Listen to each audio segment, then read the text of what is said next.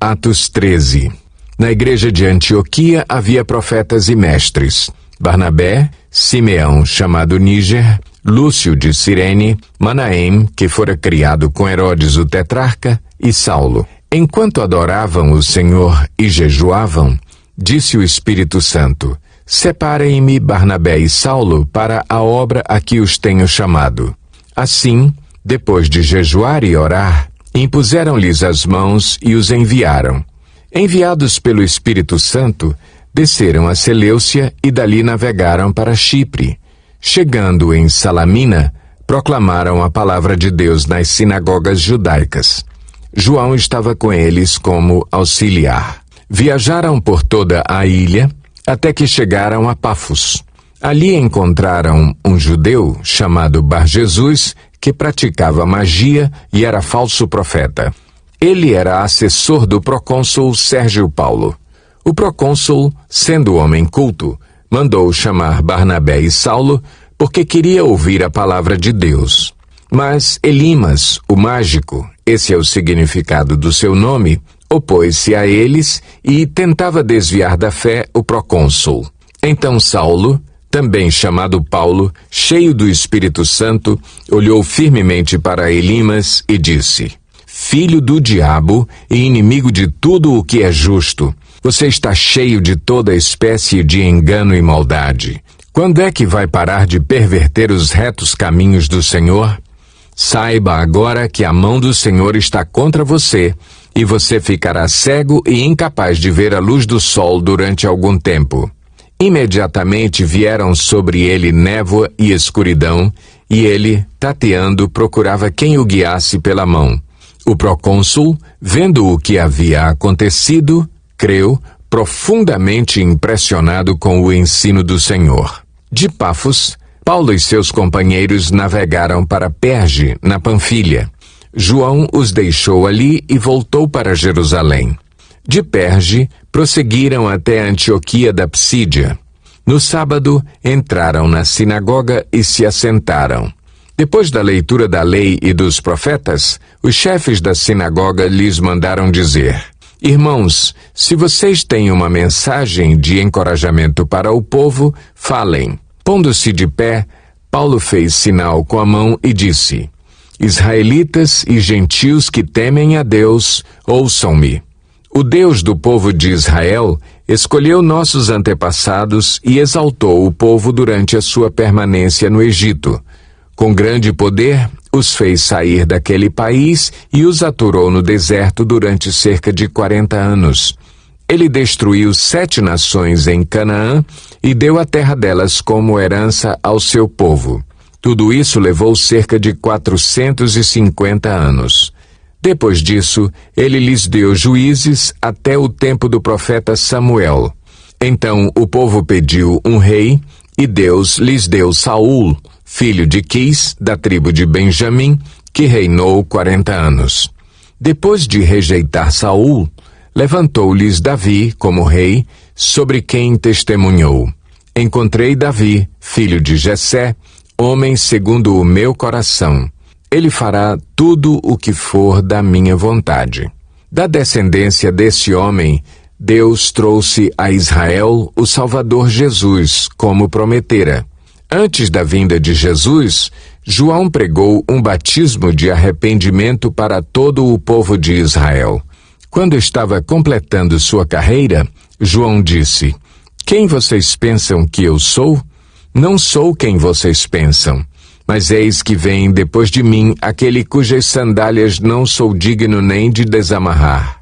Irmãos, filhos de Abraão e gentios que temem a Deus, a nós foi enviada esta mensagem de salvação.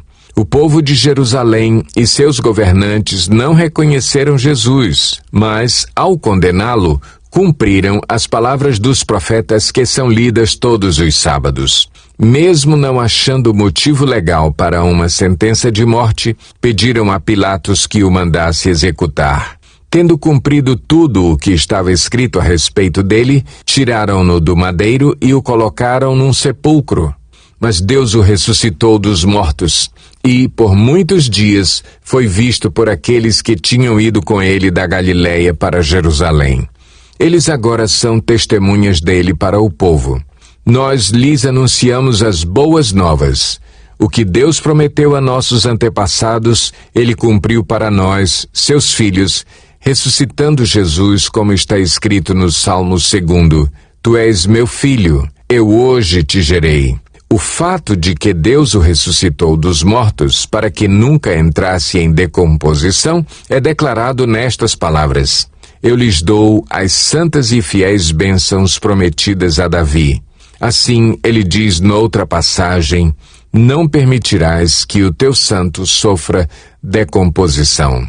Tendo, pois, Davi servido ao propósito de Deus em sua geração, adormeceu, foi sepultado com os seus antepassados e seu corpo se decompôs. Mas aquele a quem Deus ressuscitou não sofreu decomposição. Portanto, meus irmãos, quero que saibam que mediante Jesus lhes é proclamado o perdão dos pecados.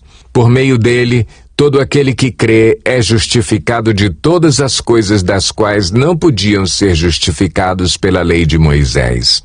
Cuidem, para que não lhes aconteça o que disseram os profetas.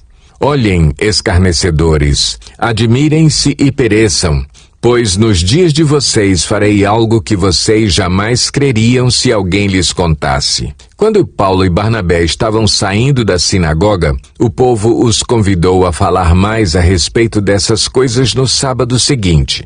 Despedida a congregação, muitos dos judeus e estrangeiros piedosos convertidos ao judaísmo seguiram Paulo e Barnabé.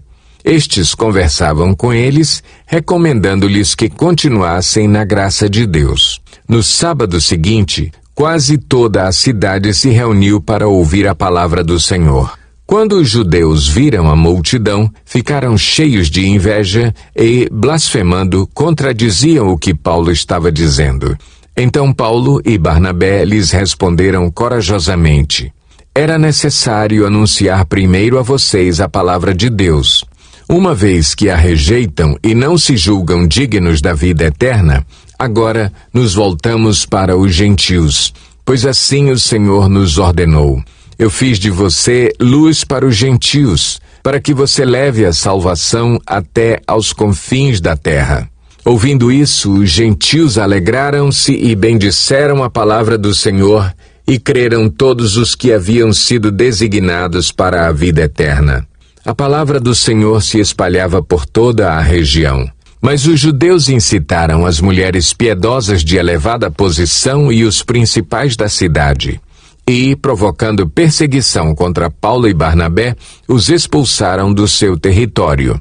Estes sacudiram o pó dos seus pés em protesto contra eles e foram para Icônio. Os discípulos continuavam cheios de alegria e do Espírito Santo. Atos 14. Em Icônio, Paulo e Barnabé, como de costume, foram à sinagoga judaica. Ali falaram de tal modo que veio a crer grande multidão de judeus e gentios. Mas os judeus que se tinham recusado a crer incitaram os gentios e irritaram-lhes os ânimos contra os irmãos. Paulo e Barnabé passaram bastante tempo ali, falando corajosamente do Senhor, que confirmava a mensagem de sua graça, realizando sinais e maravilhas pelas mãos deles. O povo da cidade ficou dividido. Alguns estavam a favor dos judeus, outros a favor dos apóstolos. Formou-se uma conspiração de gentios e judeus com os seus líderes para maltratá-los e apedrejá-los. Quando eles souberam disso, fugiram para as cidades licaônicas de Listra e Derbe e seus arredores, onde continuaram a pregar as boas novas. Em Listra, havia um homem paralítico dos pés, aleijado desde o nascimento, que vivia ali sentado e nunca tinha andado. Ele ouvira Paulo falar. Quando Paulo olhou diretamente para ele e viu que o homem tinha fé para ser curado, disse em alta voz: Levante-se, fique em pé. Com isso, o homem deu um salto e começou a andar. Ao ver o que Paulo fizera, a multidão começou a gritar em língua licaônica: os deuses desceram até nós em forma humana. A Barnabé chamavam Zeus e a Paulo Hermes, porque era ele quem trazia a palavra. O sacerdote de Zeus, cujo templo ficava diante da cidade, trouxe bois e coroas de flores à porta da cidade, porque ele e a multidão queriam oferecer-lhe sacrifícios.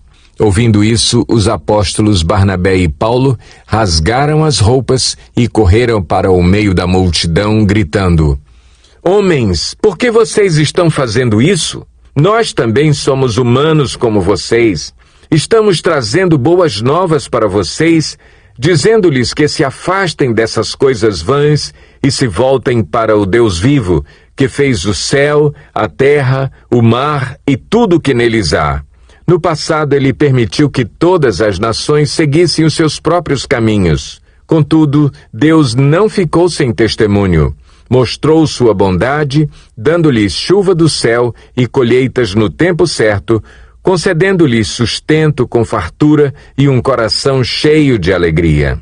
Apesar dessas palavras, eles tiveram dificuldade para impedir que a multidão lhes oferecesse sacrifícios. Então, alguns judeus chegaram de Antioquia e de Icônio e mudaram o ânimo das multidões. Apedrejaram Paulo e o arrastaram para fora da cidade, pensando que estivesse morto. Mas quando os discípulos se ajuntaram em volta de Paulo, ele se levantou e voltou à cidade. No dia seguinte, ele e Barnabé partiram para Derbe. Eles pregaram as boas novas naquela cidade e fizeram muitos discípulos. Então voltaram para Listra, Icônio e Antioquia, fortalecendo os discípulos e encorajando-os a permanecer na fé, dizendo: é necessário que passemos por muitas tribulações para entrarmos no reino de Deus. Paulo e Barnabé designaram-lhes presbíteros em cada igreja. Tendo orado e jejuado, eles os encomendaram ao Senhor, em quem haviam confiado. Passando pela Psídia, chegaram a Panfilha e, tendo pregado a palavra em Perge, desceram para Atália.